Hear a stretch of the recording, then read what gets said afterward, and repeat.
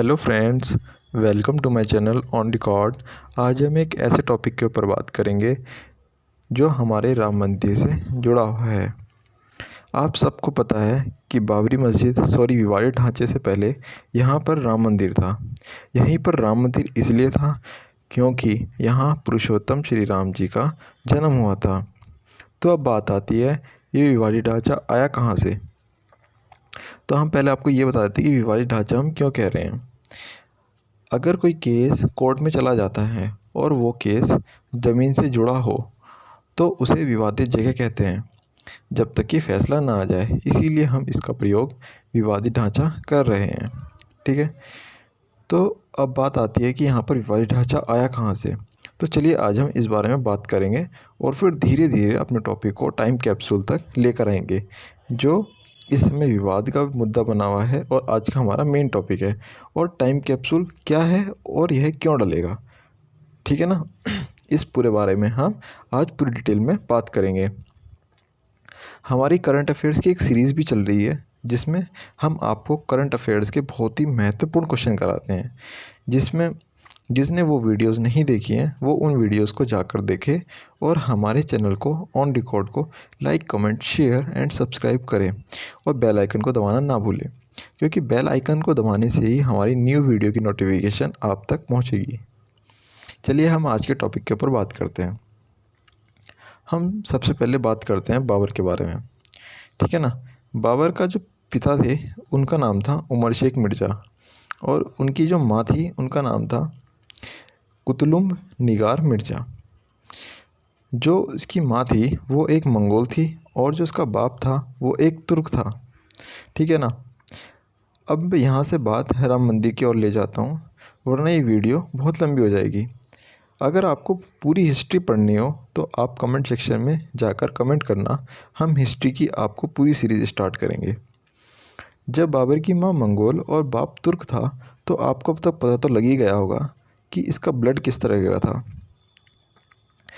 कहा जाता है बाबर बहुत ताकतवर था, इसने गंगा नदी को 2 बार तैर कर पार किया और बहुत सी मनगढ़ंत कहानियाँ इसके बारे में प्रचलित है। पर इस बाहरी आक्रमणकारी लुटेरे जिहादी ने अपनी ताकत का इस्तेमाल केवल सिर्फ लोगों को लूटने, बलात्कार करने और जिहाद को फैलाने में किया।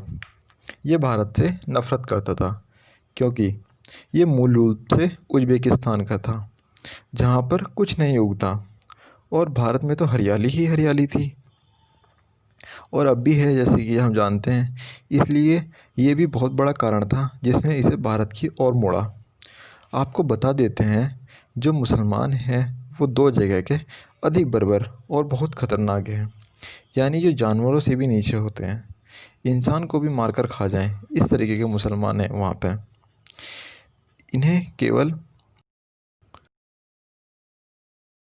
इन्हें बस केवल धन, औरत और खाना चाहिए, इसके अलावा ये कुछ नहीं सोचते। आप बाबरनामा के बारे में तो जानते ही होंगे, जो किताब इसने खुद लिखी, जिसमें इसने इंडिया को बहुत अच्छे से डिस्क्राइब कर रखा है। इसने इसमें यह तक कह रखा है कि इसे यहाँ का मौसम अच्छा नहीं लगता, यहाँ के लोगों की चमड़ी अच्छी नहीं लगती, क्योंकि इसे तो भारत से नफ़रत थी ना। इसलिए इसने काफिरों पर बहुत अत्याचार करे। इसने जब भारत पर आक्रमण किया तो आप ये जानते तो होंगे, पानीपत के प्रथम युद्ध जो 1526 में हुआ, इसके बारे में तो जानते होंगे। इसके बाद ही भारत पर मुग़ल साम्राज्य की स्थापना हुई।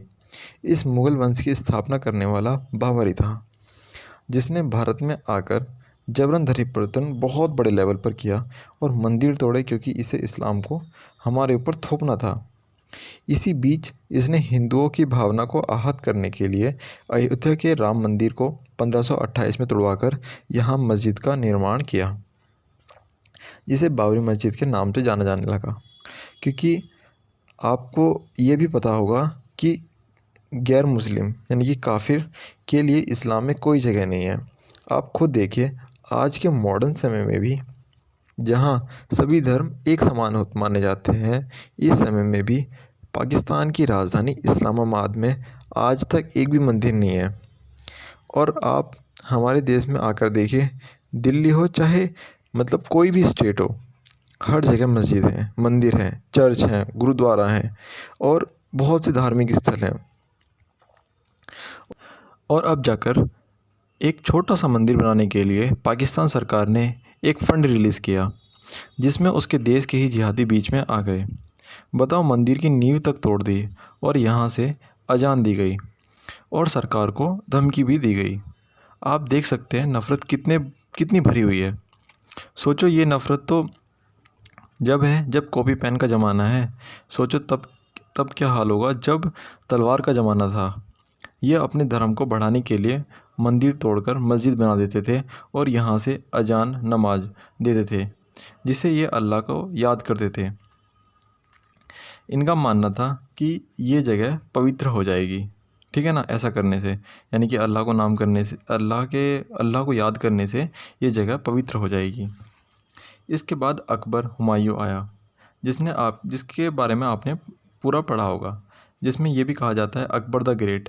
बट हम ये कह रहे हैं कि अगर अकबर ग्रेट था तो इसने मंदिर क्यों नहीं बनवाया, ठीक है ना, क्योंकि हमारे इतिहास के साथ बहुत ज़्यादा खिलवाड़ किया गया है। क्योंकि अगर हम छत्रपति शिवाजी, महाराणा प्रताप, रानी लक्ष्मीबाई और बहुत से हिंदू शासकों के बारे में पढ़ेंगे तो हमें गर्व महसूस ना हो जाए। इसका पूरा ध्यान इन्होंने रखा, इसलिए इन्होंने हमारी किताबों में भी इनके बारे में जानने के लिए पन्ने सीमित कर दिए। आपने पूरी मिडिल हिस्ट्री तो पढ़ी ही होगी। के बाद अंग्रेज आए, लेकिन हिंदू अपना मंदिर नहीं भूले थे, जिसमें 1853 में हिंदू मुस्लिम में विवाद हुआ। अंग्रेज़ों ने विवाद को देखते हुए हिंदुओं को बाहर और मुसलमानों को अंदर का रास्ता दिखाया। इस फैसले से हिंदू खुश नहीं थे, क्योंकि सारी ज़मीन तो हिंदुओं की ही थी। ये केस फिर कोर्ट में गया और हमारा देश आज़ाद हुआ, लेकिन हिंदुओं को न्याय नहीं मिला। इसके बाद 1949 में पहली बार यहाँ राम मूर्ति मिली और एक बार फिर तनाव बढ़ने लगा। इसे देख सरकार ने यहाँ पर ताला लगा दिया और यहाँ पर खुदाई करवाई गई। खुदाई में हिंदू और मुस्लिम दोनों समुदाय के मज़दूर थे और इनका जो हेड था वो भी एक मुसलमान था। खुदाई में हमें वहाँ पर स्तंभ मिले और मंदिर के और बहुत से अवशेष मिले, जिससे यह पक्का हो जाता है कि यहाँ पर पहले मंदिर था। इसके बाद 1986 में जिला न्यायाधीश ने विवादित स्थल को हिंदुओं की पूजा के लिए खोलने का आदेश दिया और 1992 में विवादित ढांचा गिराया गया। अगर आपको इससे जुड़ी हुई पूरी बात जाननी है तो आप कमेंट सेक्शन में कमेंट कर सकते हैं और हम इसके बारे में आपको किसी दूसरी वीडियो में पूरी डिटेल में बताएंगे। अब हुआ क्या, जिससे मुसलमान समुदायों ने बाबरी मस्जिद कमेटी गठित की। इसके बाद 1989 में विश्व हिंदू परिषद ने विवादित स्थल से सटी हुई ज़मीन पर राम मंदिर मुहिम शुरू की और 1992 में विवादित ढांचा गिराया गया,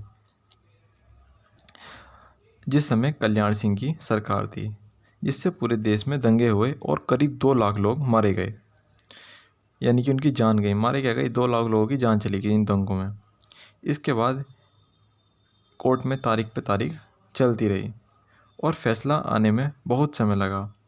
आप जानते हैं, क्योंकि हमारी न्यायिक प्रक्रिया की सबसे बड़ी खूबसूरती यही है कि यहाँ न्याय बहुत अधिक समय लगता है। हमें इस लूप होल को किसी भी हाल में बंद करना होगा।